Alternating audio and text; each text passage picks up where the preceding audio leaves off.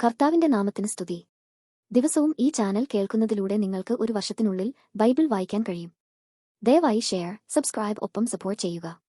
ഇന്നത്തെ ബൈബിൾ വാക്യങ്ങൾ: ലേവ്യ പുസ്തകം 11 അധ്യായം 1 മുതലുള്ള വാക്യങ്ങൾ. ലേവ്യ പുസ്തകം 11 അധ്യായം 1 മുതലുള്ള വാക്യങ്ങൾ. യഹോവ പിന്നെയും മോശയോട് അഹരോനോട് അരുളി ചെയ്തത്: നിങ്ങൾ ഇസ്രായേൽ മക്കളോട് പറയേണ്ടത് എന്തെന്നാൽ, ഭൂമിയിലുള്ള സകല മൃഗങ്ങളിലും നിങ്ങൾക്ക് തിന്നാകുന്ന മൃഗങ്ങൾ ഇവ. മൃഗങ്ങളിൽ കുളമ്പ് പിളർന്നിരിക്കുന്നതും കുളമ്പ് രണ്ടായി പിരിഞ്ഞിരിക്കുന്നതും അയവിറക്കുന്നതുമായതൊക്കെയും നിങ്ങൾക്ക് തിന്നാം. എന്നാൽ അയവിറക്കുന്നവയിലും കുളമ്പ് പിളർന്നിരിക്കുന്നവയിലും നിങ്ങൾക്ക് തിന്നരുതാത്തവ ഇവ: ഒട്ടകം അയവിറക്കുന്നുവെങ്കിലും കുളമ്പ് പിളർന്നതല്ലായകൊണ്ട് അത് നിങ്ങൾക്ക് അശുദ്ധം. കുഴിമുയൽ അയവിറക്കുന്നുവെങ്കിലും കുളമ്പ് പിളർന്നതല്ലായികയാൽ അത് നിങ്ങൾക്ക് അശുദ്ധം. മുയൽ അയവിറക്കുന്നുവെങ്കിലും കുളമ്പ് പിളർന്നതല്ലായികയാൽ അത് നിങ്ങൾക്ക് അശുദ്ധം.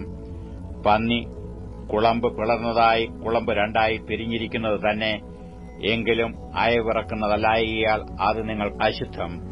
ഇവയുടെ മാംസം നിങ്ങൾ തിന്നരുത്, പിണം തൊടുകയും അരുത്, ഇവ നിങ്ങൾക്ക് അശുദ്ധം. വെള്ളത്തിലുള്ള എല്ലാറ്റിലും വെച്ച് നിങ്ങൾക്ക് തിന്നാകുന്നവ ഇവ: കടലുകളിലും നദികളിലും ഉള്ള വെള്ളത്തിൽ ചിറകും ചെതുമ്പലുമുള്ള ഒക്കെയും നിങ്ങൾക്ക് തിന്നാം. എന്നാൽ കടലുകളിലും നദികളിലുമുള്ള വെള്ളത്തിൽ ചലനം ചെയ്യുന്ന എല്ലാറ്റിലും വെള്ളത്തിലുള്ള സകല ജന്തുക്കളിലും ചിറകും ചെതുമ്പലും ഇല്ലാത്തതൊക്കെയും നിങ്ങൾക്ക് അറപ്പായിരിക്കണം. അവ നിങ്ങൾക്ക് അറപ്പായി തന്നെ ഇരിക്കണം. അവയുടെ മാംസം തിന്നരുത്, അവയുടെ പിണം നിങ്ങൾക്ക് അറപ്പായിരിക്കണം. ചിറകും ചെതുമ്പലും ഇല്ലാതെ വെള്ളത്തിലുള്ളതൊക്കെയും നിങ്ങൾക്ക് അറപ്പായിരിക്കണം.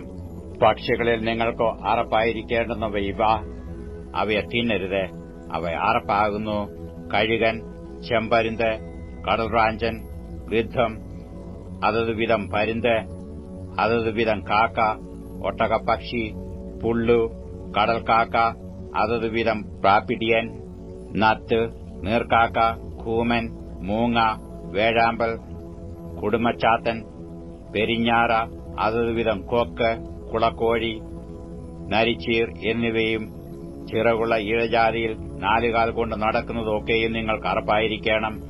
എങ്കിലും ചിറകുള്ള ഇഴജാതിയിൽ 4 കാൽ കൊണ്ട് നടക്കുന്ന എല്ലാറ്റിലും നിലത്ത് കുതിക്കേണ്ടതിന് കാലിന്മേൽ തുട ഉള്ളവയെ നിങ്ങൾക്ക് തിന്നാം.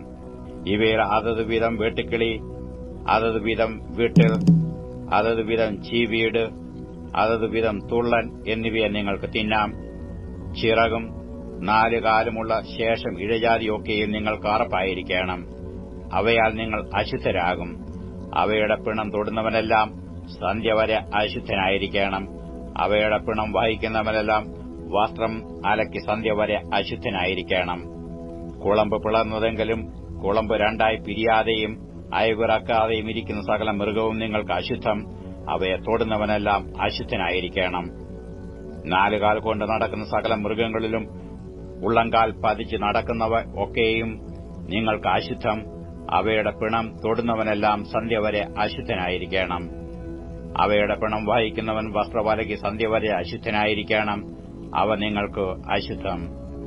നിലത്ത് ഇഴയുന്ന ഇഴജാതിയിൽ നിങ്ങൾക്ക് അശുദ്ധമായവ ഇവ: പെരിച്ചാഴി, എലി, അതത് വിധ ഉടുമ്പ്, അളുങ്ക്, ഓന്ത്, പല്ലി, അരണ, തുരവൻ. എല്ലാ ഇഴജാതിയിലും വെച്ച് ഇവ നിങ്ങൾക്ക് അശുദ്ധം. അവ ചത്തശേഷം അവയെ തൊടുന്നവനെല്ലാം സന്ധ്യ വരെ അശുദ്ധനായിരിക്കണം. ചത്തശേഷം അവയിൽ ഒന്ന് ഏതിന്മേലെങ്കിലും വീണാൽ അതൊക്കെയും അശുദ്ധമാകും.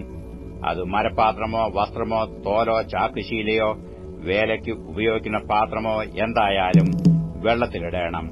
അത് സന്ധ്യ വരെ അശുദ്ധമായിരിക്കണം, പിന്നെ ശുദ്ധമാകും. അവയിൽ യാതൊന്നെങ്കിലും ഒരു മൺപാത്രത്തിനകത്ത് വീണാൽ അതിനകത്തുള്ളതൊക്കെയും അശുദ്ധമാകും. നിങ്ങൾ അത് ഉടച്ചു കളയണം. തിന്നുന്ന വല്ല സാധനത്തിന്മേലും ആ വെള്ളം വീണാൽ അത് അശുദ്ധമാകും. കുടിക്കുന്ന വല്ല പാനീയവും ആ വകപാത്രങ്ങളിൽ ഉണ്ടെങ്കിൽ അത് അശുദ്ധമാകും. അവയിൽ ഒന്നിന്റെ പിണം വല്ലതിന്മേലും വീണാൽ അതൊക്കെയും അശുദ്ധമാകും. അടിപ്പോ തീച്ചട്ടിയോ ഇങ്ങനെ എന്തായാലും അത് തകർത്ത് കളയണം. അവ അശുദ്ധമാകുന്നു. അവ നിങ്ങൾക്ക് അശുദ്ധമായിരിക്കണം. എന്നാൽ നീരുറവും വെള്ളവുമുള്ള കിണറും ശുദ്ധമായിരിക്കും. പിണം തൊടുന്നവനോ അശുദ്ധനാകും. വിതയ്ക്കുന്ന വിത്തായ വല്ല ധാന്യത്തിന്മേലും അവയിൽ ഒന്നിന്റെ പിണം വീണാലും അത് ശുദ്ധമായിരിക്കും. എന്നാൽ വിത്തിൽ വെള്ളമൊഴിച്ചിട്ടു അവയിൽ ഒന്നിന്റെ പിണം അതിന്മേൽ വീണാൽ അത് അശുദ്ധം. നിങ്ങൾക്ക് തിന്നാകുന്ന ഒരു മൃഗം ചത്താൽ അതിന്റെ പിണം തൊടുന്നവൻ സന്ധ്യ വരെ അശുദ്ധനായിരിക്കണം. അതിന്റെ പിണം തിന്നുന്നവൻ വസ്ത്രം അലക്കി സന്ധ്യ വരെ അശുദ്ധനായിരിക്കണം. അതിന്റെ പിണം വഹിക്കുന്നവനും വസ്ത്രം അലക്കി സന്ധ്യ വരെ അശുദ്ധനായിരിക്കണം. നിലത്ത് ഇഴയുന്ന ഇഴജാതിയെല്ലാം അറപ്പാകുന്നു, അതിനെ തിന്നരുത്. ഉരസുകൊണ്ട് ചരിക്കുന്നതും 4 കാൽ കൊണ്ട് നടക്കുന്നതും അല്ലെങ്കിൽ അനേകം കാലുള്ളതായി നിലത്ത് ഇഴയുന്നതുമായ യാതൊരു ഇഴജാതിയെ നിങ്ങൾ തിന്നരുത്, അവ അറപ്പാകുന്നു. യാതൊരു ഇഴജാതിയെക്കൊണ്ട് നിങ്ങളെ തന്നെ അറപ്പാക്കരുത്, അവയാൽ നിങ്ങൾ മലിനപ്പെടുമാറ് നിങ്ങളെ തന്നെ അശുദ്ധമാക്കുകയുമരുത്. ഞാൻ നിങ്ങളുടെ ദൈവമായ യഹോവയാകുന്നു. ഞാൻ വിശുദ്ധനാകിയാൽ നിങ്ങൾ നിങ്ങളെ തന്നെ വിശുദ്ധീകരിച്ച് വിശുദ്ധന്മാരായിരിക്കണം. ഭൂമിയിൽ ഇഴയുന്ന യാതൊരു ഇഴജാതിയാലും നിങ്ങളെ തന്നെ അശുദ്ധമാക്കരുത്. ഞാൻ നിങ്ങൾക്ക് ദൈവമായിരിക്കേണ്ടതിനു നിങ്ങളെ മിസ്രയീം ദേശത്തുനിന്ന് പുറപ്പെടുവിച്ച യഹോവയാകുന്നു. ഞാൻ വിശുദ്ധനാകിയാൽ നിങ്ങളും വിശുദ്ധന്മാരായിരിക്കണം. ശുദ്ധവും അശുദ്ധവും തമ്മിൽ തിന്നാകുന്ന മൃഗത്തെയും തിന്നരുതാത്ത മൃഗത്തെയും തമ്മിലും വകതിരിക്കേണ്ടതിനു ഇത് മൃഗങ്ങളെയും പക്ഷികളെയും വെള്ളത്തിൽ ചലനം ചെയ്യുന്ന സകല ജന്തുക്കളെയും നിലത്ത് ഇഴയുന്ന ജന്തുക്കളെയും പറ്റിയുള്ള പ്രമാണമാകുന്നു. ലേവ്യപുസ്തകം 12-ാം അധ്യായം 1 മുതലുള്ള വാക്യങ്ങൾ. ലേവ്യപുസ്തകം 12-ാം അധ്യായം 1 മുതലുള്ള വാക്യങ്ങൾ. യഹോവ പിന്നെയും മോശയോട് അരുളി ചെയ്തത്, നീ യിസ്രായേൽ മക്കളോട് പറയേണ്ടത് എന്തെന്നാൽ, ഒരു സ്ത്രീ ഗർഭം ധരിച്ചു ആൺകുഞ്ഞിനെ പ്രസവിച്ചാൽ അവൾ 7 ദിവസം അശുദ്ധിയായിരിക്കണം. ഋതുവിന്റെ മാലിന്യകാലത്തെന്ന പോലെ അവൾ അശുദ്ധിയായിരിക്കണം. 8-ാം ദിവസം അവന്റെ അഗ്രചർമ്മം പരിശോധന ചെയ്യണം. പിന്നെ അവൾ 33 ദിവസം തന്റെ രക്തശുദ്ധീകരണത്തിൽ ഇരിക്കണം. അവളുടെ ശുദ്ധീകരണകാലം തികയും വരെ അവൾ യാതൊരു വസ്തുവും യാതൊരു വിശുദ്ധ വസ്തുവും തൊടരുത്, വിശുദ്ധ മന്ദിരത്തിലേക്ക് വരികയുമരുത്. പെൺകുഞ്ഞിനെ പ്രസവിച്ചാൽ അവൾ 2 ആഴ്ച വട്ടം ഋതുകാലത്തെന്ന പോലെ അശുദ്ധിയായിരിക്കണം. പിന്നെ 66 ദിവസം തന്റെ രക്തശുദ്ധീകരണത്തിൽ ഇരിക്കണം. മകനു വേണ്ടിയോ മകൾക്കു വേണ്ടിയോ അവളുടെ ശുദ്ധീകരണകാലം തികഞ്ഞ ശേഷം അവൾ 1 വയസ്സ് പ്രായമുള്ള ആട്ടിൻകുട്ടിയെ ഹോമയാഗത്തിനായിട്ടും 1 പ്രാവിൻ കുഞ്ഞിനെയോ 1 കുറുപ്രാവിനെയോ പാപയാഗത്തിനായിട്ടും സമാഗമന കൂടാരത്തിന്റെ വാതിൽക്കൽ പുരോഹിതന്റെ അടുക്കൽ കൊണ്ടുവരണം. അവൻ അത് യഹോവയുടെ സന്നിധിയിൽ അർപ്പിച്ച് പ്രായശ്ചിത്തം കഴിക്കണം. എന്നാൽ അവളുടെ രക്തസ്രവം നിന്നിട്ട് അവൾ ശുദ്ധയാകും. ഇത് ആൺകുഞ്ഞിനെയോ പെൺകുഞ്ഞിനെയോ പ്രസവിച്ചവൾക്കുള്ള പ്രമാണം. ആട്ടിൻകുട്ടിക്കു അവളുടെ പക്കൽ വകയില്ല എങ്കിൽ അവൾ 2 കുറുപ്രാവിനെയോ 2 പ്രാവിൻ കുഞ്ഞിനെയോ ഒന്നിനെ ഹോമയാഗത്തിനും മറ്റേതിനെ പാപയാഗത്തിനുമായി കൊണ്ടുവരണം. പുരോഹിതൻ അവൾക്കു വേണ്ടി പ്രായശ്ചിത്തം കഴിക്കണം, എന്നാൽ അവൾ ശുദ്ധിയാകും. അപ്പോസ്തല പ്രവർത്തികൾ 1-ാം അധ്യായം 1 മുതലുള്ള വാക്യങ്ങൾ. അപ്പോസ്തല പ്രവർത്തികൾ 1-ാം അധ്യായം 1 മുതലുള്ള വാക്യങ്ങൾ. തെയോഫിലോസേ, ഞാൻ എഴുതിയ 1-ാമത്തെ ചരിത്രം യേശു തിരഞ്ഞെടുത്ത അപ്പോസ്തലന്മാർക്ക് പരിശുദ്ധാത്മാവിനാൽ കൽപ്പന കൊടുത്തിട്ട് ആരോഹണം ചെയ്ത നാൾ വരെ അവൻ ചെയ്തും ഉപദേശിച്ചും തുടങ്ങിയ സകലത്തെയും കുറിച്ച് ആയിരുന്നുവല്ലോ. അവൻ കഷ്ടാനുഭവിച്ച ശേഷം 40 നാളോളം അവർക്ക് പ്രത്യക്ഷനായി ദൈവരാജ്യം സംബന്ധിച്ച കാര്യങ്ങൾ പറഞ്ഞുകൊണ്ട് താൻ ജീവിച്ചിരിക്കുന്നു എന്നും അനേക ദൃഷ്ടാന്തങ്ങളാൽ അവർക്ക് കാണിച്ചുകൊടുത്തു. അങ്ങനെ അവൻ അവരുമായി കൂടിയിരിക്കുമ്പോൾ അവരോട്, നിങ്ങൾ യെരൂശലേമിൽ നിന്ന് വാങ്ങിപ്പോകാതെ എന്നോട് കേട്ട പിതാവിന്റെ വാഗ്ദത്തത്തിനായി കാത്തിരിക്കണം. യോഹന്നാൻ വെള്ളം കൊണ്ട് സ്നാനം കഴിപ്പിച്ചു, നിങ്ങൾക്കോ ഇനി ഏറെ നാൾ കഴിയും മുമ്പേ പരിശുദ്ധാത്മാവ് കൊണ്ട് സ്നാനം ലഭിക്കും എന്ന് കൽപ്പിച്ചു. ഒരുമിച്ച് കൂടിയിരുന്നപ്പോൾ അവർ അവനോട്, കർത്താവേ, നീ ഇസ്രായേലിന് ഈ കാലത്തിലോ രാജ്യം യഥാസ്ഥാനത്താക്കി കൊടുക്കുന്നത് എന്ന് ചോദിച്ചു. അവൻ അവരോട്, പിതാവ് തന്റെ സ്വന്തം അധികാരത്തിൽ വെച്ചിട്ടുള്ള കാലങ്ങളെയോ സമയങ്ങളെയോ അറിയുന്നത് നിങ്ങൾക്കുള്ളതല്ല. എന്നാൽ പരിശുദ്ധാത്മാവ് നിങ്ങളുടെ മേൽ വരുമ്പോൾ നിങ്ങൾ ശക്തി ലഭിച്ചിട്ട് യെരൂശലേമിലും യഹൂദ്യയിലെല്ലായിടത്തും ശമര്യയിലും ഭൂമിയുടെ അറ്റത്തോളവും എന്റെ സാക്ഷികളാകും എന്ന് പറഞ്ഞു. ഇത് പറഞ്ഞ ശേഷം അവർ കാണെ അവൻ ആരോഹണം ചെയ്തു. ഒരു മേഘം അവനെ മൂടിയിട്ട് അവൻ അവരുടെ കാഴ്ചയ്ക്ക് മറഞ്ഞു. അവൻ പോകുന്നേരം അവർ ആകാശത്തിലേക്ക് ഉറ്റുനോക്കുമ്പോൾ വെള്ളവസ്ത്രം ധരിച്ച 2 പുരുഷന്മാർ അവരുടെ അടുക്കൽ നിന്നു. ഗലീല പുരുഷന്മാരെ, നിങ്ങൾ ആകാശത്തിലേക്ക് നോക്കി നിൽക്കുന്നത് എന്ത്? നിങ്ങളെ വിട്ട് സ്വർഗാരോഹണം ചെയ്ത ഈ യേശുവിനെ സ്വർഗ്ഗത്തിലേക്ക് പോകുന്നവനായി നിങ്ങൾ കണ്ടതുപോലെ തന്നെ അവൻ വീണ്ടും വരും എന്ന് പറഞ്ഞു. അവർ യെരുശലേമിന് സമീപത്ത് ഒരു ശബ്ദത്ത് ദിവസത്തെ വഴി ദൂരമുള്ള ഒലിവുമല വിട്ട് യെരുശലേമിലേക്ക് മടങ്ങിപ്പോന്നു. അവിടെ എത്തിയപ്പോൾ അവർ പാർത്ത മാളികമുറിയിൽ കയറിപ്പോയി.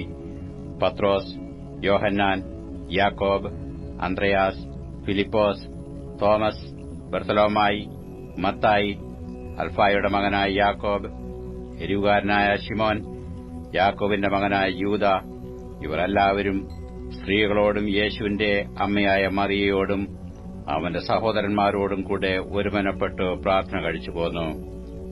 ആ കാലത്ത് ഏകദേശം 120 പേരുള്ള ഒരു സംഘം കൂടിയിരിക്കുമ്പോൾ പത്രോസ് സഹോദരന്മാരുടെ നടുവിൽ എഴുന്നേറ്റ് നിന്ന് പറഞ്ഞത്, സഹോദരന്മാരായ പുരുഷന്മാരെ, യേശുവിനെ പിടിച്ചവർക്ക് വഴികാട്ടിയായി തീർന്ന യൂദയെക്കുറിച്ച് പരിശുദ്ധാത്മാവ് ദാവീദ് മുഖാന്തരം മുൻ പറഞ്ഞ് തിരുവെഴുത്ത് നിവർത്തിവരുവാൻ ആവശ്യമായിരുന്നു. അവൻ ഞങ്ങളുടെ എണ്ണത്തിൽ ഉൾപ്പെട്ടവനായി ഈ ശുശ്രൂഷയിൽ പങ്ക് ലഭിച്ചിരുന്നുവല്ലോ. അവൻ അനീതിയുടെ കൂലി കൊണ്ടൊരു നിലം മേടിച്ച് തലകീഴായി വീണു നടുവെ പിളർന്നു അവന്റെ കുടലെല്ലാം തുറിച്ചുപോയി. അത് യെരുശലേമിൽ പാർക്കുന്ന എല്ലാവരും അറിഞ്ഞതാകൊണ്ട് ആ നിലത്തിനു അവരുടെ ഭാഷയിൽ രക്തനിലം എന്നർത്ഥമുള്ള അക്കൽദാമ എന്നു പേർ ആയി. സങ്കീർത്തന പുസ്തകത്തിൽ അവന്റെ വാസസ്ഥലം ശൂന്യമായി പോകട്ടെ, അതിൽ ആരും പാർക്കാതിരിക്കട്ടെ എന്നും അവന്റെ അധ്യക്ഷസ്ഥാനം മറ്റൊരുത്തിന് ലഭിക്കട്ടെ എന്നും എഴുതിയിരിക്കുന്നു. ആകയാൽ കർത്താവായ യേശു യോഹന്നാന്റെ സ്നാനം മുതൽ നമ്മെ വിട്ടു ആരോഹണം ചെയ്ത നാൾ വരെ നമ്മുടെ ഇടയിൽ സഞ്ചരിച്ചു പോന്ന കാലത്തെല്ലാം ഞങ്ങളോടുകൂടെ നടന്ന പുരുഷന്മാരിൽ ഒരുത്തൻ ഞങ്ങളോടുകൂടെ അവന്റെ പുനരുത്ഥാനത്തിന് സാക്ഷിയായി തീരണം. അങ്ങനെ അവർ യുസ്തോസ് എന്നു മറുപേരുള്ള ബർശബ എന്ന യോസഫ്, മഥയാസ് എന്ന് 2 പേരെ നിർത്തി. സകല ഹൃദയങ്ങളെയും അറിയുന്ന കർത്താവെ, തന്റെ സ്ഥലത്തേക്ക് പോകേണ്ടതിന് യൂദ ഒഴിഞ്ഞുപോയ ഈ ശുശ്രൂഷയുടെയും അപ്പോസ്തലത്വത്തിന്റെയും സ്ഥാനം ലഭിക്കേണ്ടതിന് ഈ 2 ഏവനെ തിരഞ്ഞെടുത്തിരിക്കുന്നു എന്ന് കാണിച്ചു തരണമേ എന്ന് പ്രാർത്ഥിച്ചു അവരുടെ പേർക്ക് ചീട്ടിട്ടു. ചീട്ട് മഥിയാസിന് വീഴുകയും അവനെ 11 അപ്പോസ്തലന്മാരുടെ കൂട്ടത്തിൽ എണ്ണുകയും ചെയ്തു. അപ്പോസ്തല പ്രവർത്തികൾ 2-ാം അധ്യായം 1 മുതലുള്ള വാക്യങ്ങൾ. അപ്പോസ്തല പ്രവർത്തികൾ 2-ാം അധ്യായം 1 മുതലുള്ള വാക്യങ്ങൾ. പെന്തിക്കോസ് നാൾ വന്നപ്പോൾ എല്ലാവരും ഒരു സ്ഥലത്ത് ഒന്നിച്ചുകൂടിയിരുന്നു. പെട്ടെന്ന് കൊടിയ കാറ്റടിക്കുന്നതുപോലെ ആകാശത്തുനിന്ന് ഒരു മുഴക്കമുണ്ടായി. അവർ ഇരുന്നിരുന്ന വീട് മുഴുവനും നിറച്ചു. അഗ്നിജ്വാല പോലെ പിളർന്നിരിക്കുന്ന നാവുകൾ അവർക്ക് പ്രത്യക്ഷമായി. അവരിൽ ഓരോരുത്തന്റെ മേൽ പതിഞ്ഞു. എല്ലാവരും പരിശുദ്ധാത്മാവ് നിറഞ്ഞവരായി ആത്മാവ് അവർക്ക് ഉച്ചരിപ്പാൻ നൽകിയതുപോലെ അന്യഭാഷകളിൽ സംസാരിച്ചു തുടങ്ങി. അന്ന് ആകാശത്തിന് കീഴിലുള്ള സകല ജാതികളിൽ നിന്നും യെരുശലേമിൽ വന്നു പാർക്കുന്ന യഹൂദന്മാരായ ഭക്തിയുള്ള പുരുഷന്മാർ ഉണ്ടായിരുന്നു. ഈ മുഴക്കമുണ്ടായപ്പോൾ പുരുഷാരം വന്നുകൂടി. ഓരോരുത്തൻ താന്താന്റെ ഭാഷയിൽ അവർ സംസാരിക്കുന്നത് കേട്ടു അമ്പരന്നുപോയി. എല്ലാവരും ഭ്രമിച്ചു ആശ്ചര്യപ്പെട്ടു. ഈ സംസാരിക്കുന്നവർ എല്ലാം ഗലീലക്കാർ അല്ലയോ? പിന്നെ നാം ഓരോരുത്തൻ ജനിച്ച നമ്മുടെ സ്വന്തം ഭാഷയിൽ അവർ സംസാരിച്ച് കേൾക്കുന്നത് എങ്ങനെ? പർഥരും മേദ്യരും എലാമ്യരും മെസൊപ്പൊത്താമ്യയിലും യഹൂദ്യയിലും കപ്പദോക്യയിലും പൊന്തോസിലും ആസ്യയിലും ഫ്രുഗ്യയിലും പംഫുല്യയിലും മിസ്രയീമിലും കുറേനയ്ക്ക് ചേർന്ന ലിബ്യ പ്രദേശങ്ങളിലും പാർക്കുന്നവരും റോമയിൽ നിന്ന് വന്നു പാർക്കുന്നവരും യഹൂദന്മാരും യഹൂദമതാനുസാരികളും ക്രേത്യരും അറബിക്കാരുമായ നാം ഈ നമ്മുടെ ഭാഷകളിൽ അവർ ദൈവത്തിന്റെ വൻകാര്യങ്ങളെ പ്രസ്താവിക്കുന്നത് കേൾക്കുന്നുവല്ലോ എന്ന് പറഞ്ഞു. എല്ലാവരും ഭ്രമിച്ചു ചഞ്ചലിച്ചു. ഇത് എന്തായിരിക്കും എന്ന് തമ്മിൽ പറഞ്ഞു. ഇവർ പുതുവീഞ്ഞു കുടിച്ചിരിക്കുന്നു എന്ന് മറ്റു ചിലർ പരിഹസിച്ചു പറഞ്ഞു. അപ്പോൾ പത്രോസ് 11 പേരോടുകൂടെ നിന്നുകൊണ്ട് ഉറക്കെ അവരോട് പറഞ്ഞത്, യഹൂദ പുരുഷന്മാരും യെരുശലേമിൽ പാർക്കുന്ന എല്ലാവരുമായുള്ളവരെ, ഇത് നിങ്ങൾ അറിഞ്ഞിരിക്കട്ടെ. എന്റെ വാക്ക് ശ്രദ്ധിച്ചുകൊള്ളുവീൻ. നിങ്ങൾ ഊഹിക്കുന്നതുപോലെ ഇവർ ലഹരി പിടിച്ചവരല്ല. പകൽ 3 മണി നേരമേ ആയിട്ടുള്ളുവല്ലോ. ഇത് യോവേൽ പ്രവാചകൻ മുഖാന്തരം അരുളി ചെയ്തതത്രേ. അതെന്തെന്നാൽ, അന്ത്യകാലത്ത് ഞാൻ സകല ജഡത്തിന്മേലും എന്റെ ആത്മാവിനെ പകരും. നിങ്ങളുടെ പുത്രന്മാരും പുത്രിമാരും പ്രവചിക്കും. നിങ്ങളുടെ യൗവനക്കാർ ദർശനങ്ങൾ ദർശിക്കും. നിങ്ങളുടെ വൃദ്ധന്മാർ സ്വപ്നങ്ങൾ കാണും. എന്റെ ദാസന്മാരുടെ മേലും ദാസിമാരുടെ മേലും കൂടെ ഞാൻ ആ നാടുകളിൽ എന്റെ ആത്മാവിനെ പകരും. അവരും പ്രവചിക്കും. ഞാൻ മീതെ ആകാശത്തിൽ അത്ഭുതങ്ങളും താഴെ ഭൂമിയിൽ അടയാളങ്ങളും കാണിക്കും. രക്തവും തീയും പുകയാവിയും തന്നെ. കർത്താവിന്റെ വലുതും പ്രസിദ്ധവുമായ നാൾ വരും മുമ്പേ സൂര്യൻ ഇരുളായും ചന്ദ്രൻ രക്തമായും മാറിപ്പോകും. എന്നാൽ കർത്താവിന്റെ നാമം വിളിച്ചപേക്ഷിക്കുന്നവൻ ഏവനും രക്ഷിക്കപ്പെടും എന്ന് ദൈവം അരുളി ചെയ്യുന്നു. ഇസ്രായേൽ പുരുഷന്മാരെ, ഈ വചനം കേട്ടുകൊള്ളുവീൻ. നിങ്ങൾ തന്നെ അറിയും പോലെ ദൈവം അവനെക്കൊണ്ട് നിങ്ങളുടെ നടുവിൽ ചെയ്യിച്ച ശക്തികളും അത്ഭുതങ്ങളും അടയാളങ്ങളും കൊണ്ട് ദൈവം നിങ്ങൾക്ക് കാണിച്ചു തന്ന പുരുഷനായി നസ്രായനായ യേശുവിനെ ദൈവം തന്റെ സ്ഥിരനിർണയത്താലും മുന്നറിവിനാലും ഏൽപ്പിച്ചിട്ട് നിങ്ങൾ അവനെ അധർമ്മികളുടെ കൈയാൽ തറപ്പിച്ചു കൊന്നു. ദൈവമോ മരണപാശങ്ങളെ അഴിച്ചിട്ടു അവനെ ഉയർത്തെഴുന്നേൽപ്പിച്ചു. മരണം അവനെ പിടിച്ചുവെക്കുന്നത് അസാധ്യമായിരുന്നു. ഞാൻ കർത്താവിനെ എപ്പോഴും എന്റെ മുമ്പിൽ കണ്ടിരിക്കുന്നു. അവൻ എന്റെ വലത്തുഭാഗത്തിരിക്കിയാൽ ഞാൻ കുലുങ്ങിപ്പോകയില്ല. അതുകൊണ്ട് എന്റെ ഹൃദയം സന്തോഷിച്ചു, എന്റെ നാവ് ആനന്ദിച്ചു, എന്റെ ജഡവും പ്രത്യാശയോടെ വസിക്കും. നീ എന്റെ പ്രാണനെ പാതാളത്തിൽ വിടുകയില്ല. നിന്റെ പരിശുദ്ധനെ ദ്രവത്വം കാണുവാൻ സമ്മതിക്കുകയുമില്ല. നീ ജീവമാർഗ്ഗങ്ങളെ എന്നോട് അറിയിച്ചു. നിന്റെ സന്നിധിയിൽ എന്നെ സന്തോഷപൂർണനാക്കുമെന്ന് ദാവീദ് അവനെക്കുറിച്ച് പറയുന്നുവല്ലോ. സഹോദരന്മാരായ പുരുഷന്മാരെ, ഗോത്രപിതാവായ ദാവീദിനെക്കുറിച്ച് അവൻ മരിച്ചു അടക്കപ്പെട്ടു എന്ന് എനിക്ക് നിങ്ങളോട് ധൈര്യമായി പറയാം. അവന്റെ കല്ലറ ഇന്നുവരെ നമ്മുടെ ഇടയിലുണ്ടല്ലോ. എന്നാൽ അവൻ പ്രവാചകനാകയാൽ ദൈവം അവന്റെ കടിപ്രദേശത്തിന്റെ ഫലത്തിൽ നിന്ന് ഒരുത്തനെ അവന്റെ സിംഹാസനത്തിൽ ഇരുത്തും എന്ന് തന്നോട് സത്യം ചെയ്തു ഉറപ്പിച്ചു എന്നറിഞ്ഞിട്ടു അവനെ പാതാളത്തിൽ വിട്ടുകളഞ്ഞില്ല. അവന്റെ ജഡം ദ്രവത്വം കണ്ടതുമില്ല എന്ന് ക്രിസ്തുവിന്റെ പുനരുത്ഥാനം മുമ്പുകൂട്ടി കണ്ടു പ്രസ്താവിച്ചു. ഈ യേശുവിനെ ദൈവം ഉയർത്തെഴുന്നേൽപ്പിച്ചു. അതിന് ഞങ്ങൾ എല്ലാവരും സാക്ഷികളാകുന്നു.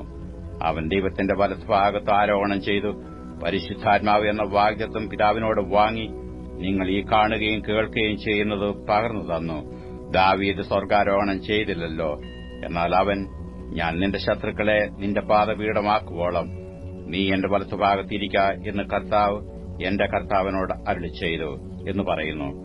ആകയാൽ നിങ്ങൾ ക്രൂശിച്ച ഈ യേശുവിനെ തന്നെ ദൈവവും കർത്താവും ക്രിസ്തുവുമാക്കി വെച്ചു എന്ന് ഇസ്രായേൽ ഗൃഹമൊക്കെയും നിശ്ചയമായി അറിഞ്ഞുകൊള്ളട്ടെ. ഇത് കേട്ടിട്ടു അവർ ഹൃദയത്തിൽ കുത്തുകൊണ്ട് പത്രോസിനോടും ശേഷം അപ്പോസ്തലന്മാരോടും, സഹോദരന്മാരായ പുരുഷന്മാരെ, ഞങ്ങൾ എന്തു ചെയ്യേണ്ടുവെന്ന് ചോദിച്ചു.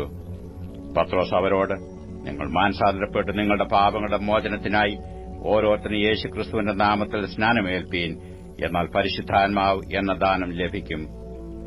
വാഗ്ദത്തം നിങ്ങൾക്കും നിങ്ങളുടെ മക്കൾക്കും നമ്മുടെ ദൈവമായ കർത്താവ് വിളിച്ചു വരുത്തുന്ന ദൂരസ്ഥന്മാരായ ഏവർക്കും ഉള്ളതല്ലോ എന്ന് പറഞ്ഞു. മറ്റു പല വാക്കുകളാലും അവൻ സാക്ഷ്യം പറഞ്ഞു അവരെ പ്രബോധിപ്പിച്ചു. ഈ വക്രതയുള്ള തലമുറയിൽ നിന്ന് രക്ഷിക്കപ്പെടുവീൻ എന്ന് പറഞ്ഞു. അവന്റെ വാക്ക് കൈക്കൊണ്ടവർ സ്നാനമേറ്റു. അന്ന് 3000-ഓളം പേർ അവരോട് ചേർന്നു. അവർ അപ്പോസ്തലന്മാരുടെ ഉപദേശം കേട്ടും കൂട്ടായ്മയെ ആചരിച്ചും അപ്പം നുറുക്കിയും പ്രാർത്ഥന കഴിച്ചും പോന്നു. എല്ലാവർക്കും ഭയമായി. അപ്പോസ്തലന്മാരാൽ ഏറിയ അത്ഭുതങ്ങളും അടയാളങ്ങളും നടന്നു. വിശ്വസിച്ചവർ എല്ലാവരും ഒരുമിച്ചിരുന്നു. സകലവും പൊതുവക എന്ന് എണ്ണുകയും ജന്മഭൂമികളും വസ്തുക്കളും വിറ്റ് അവനവനു ആവശ്യമുള്ളതുപോലെ എല്ലാവർക്കും പങ്കിടുകയും ഒരുമനപ്പെട്ട് ദിനംപ്രതി ദൈവാലയത്തിൽ കൂടി വരികയും വീട്ടിൽ അപ്പം നുറുക്കിക്കൊണ്ട് ഉല്ലാസവും ഹൃദയ പരമാർത്ഥതയും പൂണ്ട് ഭക്ഷണം കഴിക്കുകയും ദൈവത്തെ സ്തുതിക്കുകയും സകല ജനത്തിന്റെയും കൃപ അനുഭവിക്കുകയും ചെയ്തു. കർത്താവ് രക്ഷിക്കപ്പെടുന്നവരെ ദിനംപ്രതി സഭയോട് ചേർത്തുകൊണ്ടിരുന്നു. 51-ാം സങ്കീർത്തനം 1 മുതലുള്ള വാക്യങ്ങൾ. 51-ാം സങ്കീർത്തനം 1 മുതലുള്ള വാക്യങ്ങൾ. ദൈവമേ, നിന്റെ ദയയ്ക്ക് തക്കവണ്ണം എന്നോട് കൃപയുണ്ടാകണമേ. നിന്റെ കരുണയുടെ ബഹുത്വപ്രകാരം എന്റെ ലംഘനങ്ങളെ മായിച്ചു കളയണമേ. എന്നെ നന്നായി കഴുകി എന്റെ അകൃത്യം പോക്കണമേ. എന്റെ പാപം നീക്കി എന്നെ വെടിപ്പാക്കണമേ. എന്റെ ലംഘനങ്ങളെ ഞാൻ അറിയുന്നു. എന്റെ പാപം എപ്പോഴും എന്റെ മുമ്പിൽ ഇരിക്കുന്നു. നിന്നോട് തന്നെ ഞാൻ പാപം ചെയ്തു. നിനക്ക് അനിഷ്ടമായുള്ളത് ഞാൻ ചെയ്തിരിക്കുന്നു. സംസാരിക്കുമ്പോൾ നീ നീതിമാനെയും വിധിക്കുമ്പോൾ നിർമ്മലനായും ഇരിക്കേണ്ടതിന് തന്നെ. ഇതാ, ഞാൻ അകൃത്യത്തിൽ ഉരുവായി, പാപത്തിൽ എന്റെ അമ്മ എന്നെ ഗർഭം ധരിച്ചു. അന്തർഭാഗത്തിലെ സത്യമല്ലോ നീ ഇച്ഛിക്കുന്നത്. അന്തരംഗത്തിൽ എന്നെ ജ്ഞാനം ഗ്രഹിപ്പിക്കണമേ. ഞാൻ നിർമ്മലനാകേണ്ടതിന് ഈസോപ്പ് കൊണ്ട് എന്നെ ശുദ്ധീകരിക്കണമേ. ഞാൻ ഹിമത്തേക്കാൾ വെളുക്കേണ്ടതിന് എന്നെ കഴുകണമേ. സന്തോഷവും ആനന്ദവും എന്നെ കേൾക്കുമാറാക്കണമേ. നീ ഓടിച്ച അസ്ഥികൾ ഉല്ലസിക്കട്ടെ. എന്റെ പാപങ്ങളെ കാണാതെ വണ്ണം നിന്റെ മുഖം മറയ്ക്കണമേ. എന്റെ അകൃത്യങ്ങളെ ഒക്കെയും മായ്ച്ചു കളയണമേ. ദൈവമേ, നിർമ്മലമായൊരു ഹൃദയം എന്നിൽ സൃഷ്ടിച്ച് സ്ഥിരമായൊരാത്മാവിനെ എന്നിൽ പുതുക്കണമേ. നിന്റെ സന്നിധിയിൽ നിന്ന് എന്നെ തള്ളിക്കളയരുതേ. നിന്റെ പരിശുദ്ധാത്മാവിനെ എന്നിൽ നിന്ന് എടുക്കുകയും അരുതേ. നിന്റെ രക്ഷയുടെ സന്തോഷം എനിക്ക് തിരികെ തരയണമേ. മനസ്സൊരുക്കമുള്ള ആത്മാവിനാൽ എന്നെ താങ്ങണമേ. അപ്പോൾ ഞാൻ അതിക്രമക്കാരോട് നിന്റെ വഴികളെ ഉപദേശിക്കും. പാപികൾ നിങ്കിലേക്ക് മനം തിരിയും. എന്റെ രക്ഷയുടെ ദൈവമായ ദൈവമേ, രക്തപാതകത്തിൽ നിന്ന് എന്നെ വിടുവിക്കണമേ. എന്നാൽ എന്റെ നാവ് നിന്റെ നീതിയെ ഘോഷിക്കും. കർത്താവേ, എന്റെ അധരങ്ങളെ തുറക്കണമേ. എന്നാൽ എന്റെ വായ് നിന്റെ സ്തുതിയെ വർണ്ണിക്കും. ഹനനയാഗം നീ ഇച്ഛിക്കുന്നില്ല, അല്ലെങ്കിൽ ഞാൻ അർപ്പിക്കുമായിരുന്നു. ഹോമയാഗത്തിൽ നിനക്ക് പ്രസാദവുമില്ല. ദൈവത്തിന്റെ ഹനനയാഗങ്ങൾ തകർന്നിരിക്കുന്ന മനസ്സ്, തകർന്നും നുറുങ്ങിയുമിരിക്കുന്ന ഹൃദയത്തെ ദൈവമേ നീ നിരസിക്കുകയില്ല. നിന്റെ പ്രസാദപ്രകാരം സിയോനോട് നന്മ ചെയ്യണമേ. യെരുശലേമിന്റെ മതിലുകളെ പണിയണമേ. അപ്പോൾ നീ നീതിയാഗങ്ങളിലും ഹോമയാഗങ്ങളിലും സർവാംഗ ഹോമങ്ങളിലും പ്രസാദിക്കും. അപ്പോൾ നിന്റെ യാഗപീഠത്തിന്മേൽ കാളകളെ അർപ്പിക്കും.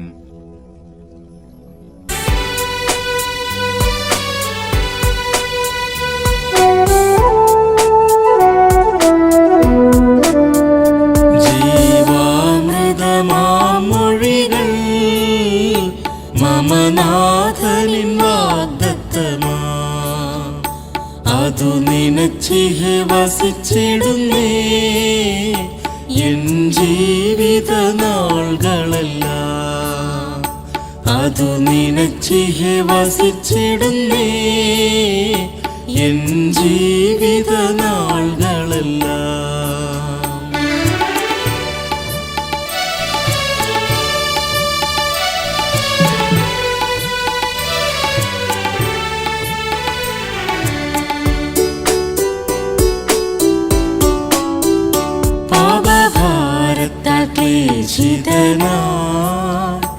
അവൾ ഭീതിയാൽ വലഞ്ഞിടുമ്പോൾ, പാപഭാരത്താൽ ക്ലേശിതനായി അവൾ ഭീതിയാൽ വലഞ്ഞിടുമ്പോൾ, തൻ കരമതു നീട്ടി എന്നെ, തൻ കരമതു നീട്ടി എന്നെ മാർവിലണച്ചത മഹസ്നേഹമോ.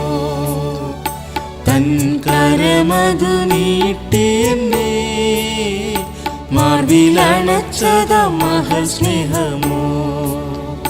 ജീവാമൃതമാമൊഴികൾ മമനാഥനിൻ വാഗ്ദത്തമാ, അതു നിനച്ചിഹെ വസിച്ചിടുന്നേ എൻ ജീവിത നാളുകളെല്ലാം. അതു നിനച്ചിഹെ വസിച്ചിടുന്നേ എൻ ജീവിത നാളുകളെല്ലാം.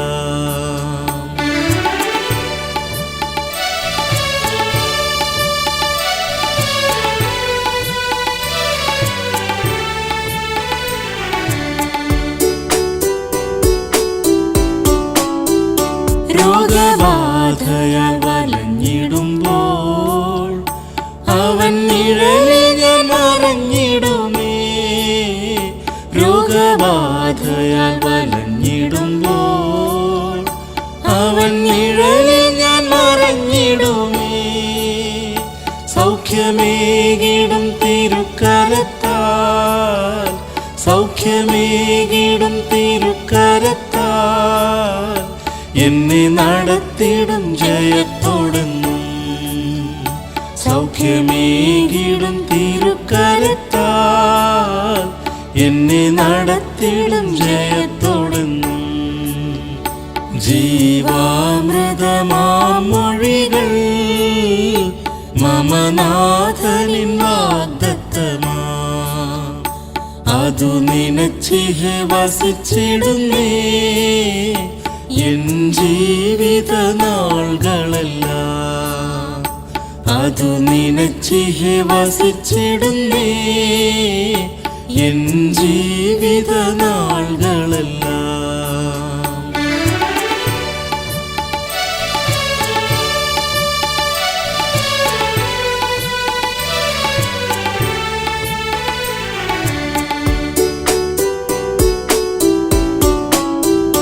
നിതം കഷ്ടതയേറിടുകിൽ അതികൊതുകമായി സഹിച്ചിടുവാൻ. നിതം കഷ്ടതയേറിടുകിൽ അതികൊതുകമായി സഹിച്ചിടുവാൻ. കൃപ എന്നിൽ പകരണമേ, കൃപ എന്നിൽ പകരണമേ, അതു മതി എനിക്ക് മരുവിൽ. കൃപ എന്നിൽ പകരണമേ, അതു മതി എനിക്ക് മരുവിൽ.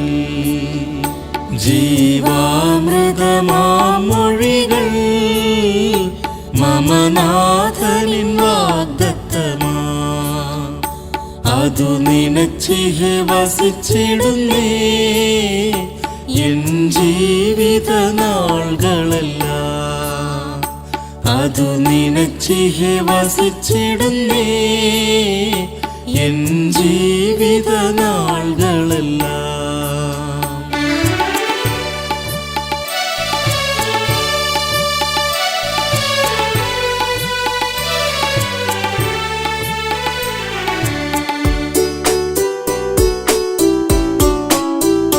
നിന്ന ദുഃഖം പ്രയാസങ്ങളും ബഹുദോഷികളും പരിഹാസങ്ങൾ.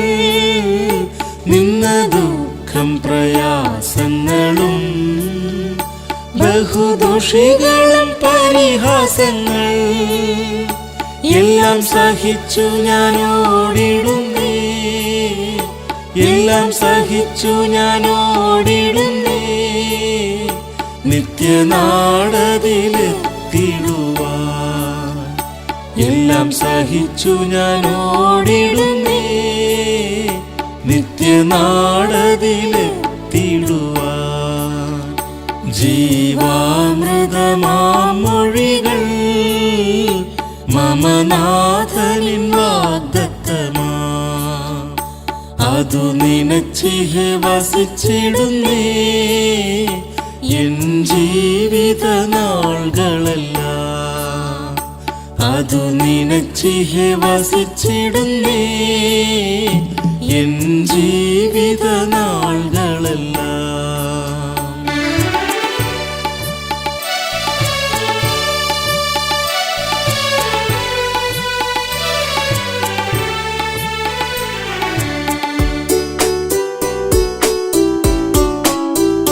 കാന്തൻ തേജസ്സിൽ വെളിപ്പെടുമാ നവ്യനാളതു കാൺമതിനാ. കാന്തൻ തേജസ്സിൽ വെളിപ്പെടുമാ നവ്യനാളതു കാൺമതിനായി. അവലോടു വസിച്ചിടുന്നേ, അവലോടു വസിച്ചിടുന്നേ ഇനി താമസമോ പ്രിയനേ.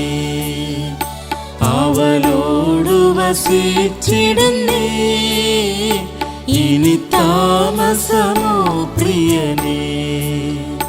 ജീവാമൃതമാം മൊഴികൾ മമനാഥനിൻ വാഗ്ദത്തമാ അതു നിനച്ചിഹെ വസിച്ചിടുന്നേ എൻ ജീവിത നാളുകളെല്ലാം അതു നിനച്ചിഹെ വസിച്ചിടുന്നേ എൻ ജീവിത നാളുകളെല്ലാം.